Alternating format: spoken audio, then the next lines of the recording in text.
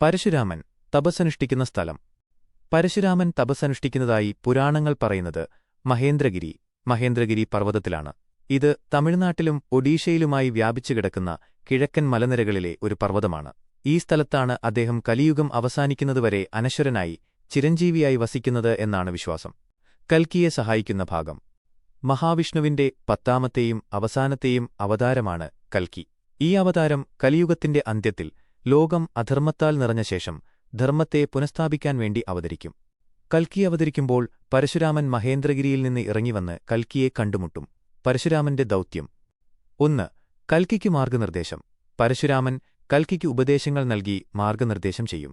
2. വിദ്യാഭ്യാസം. കൽക്കിയെ യുദ്ധതന്ത്രങ്ങളും ആയോധനവിദ്യകളും അഭ്യസിപ്പിക്കും. 3. ദിവ്യായുധം. ശിവൻ തനിക്ക് നൽകിയ മഴു, പരശു പോലുള്ള ദിവ്യായുധങ്ങൾ കൽക്കിക്ക് കൈമാറും. അങ്ങനെ കലിയുഗത്തിലെ ദുഷ്ടശക്തികളെ നിഗ്രഹിച്ച് ധർമ്മം പുനഃസ്ഥാപിക്കാനുള്ള കൽക്കിയുടെ ദൗത്യത്തിൽ അദ്ദേഹത്തെ സജ്ജനാക്കുന്ന ഗുരുവിന്റെ പങ്ക് പരശുരാമൻ വഹിക്കും.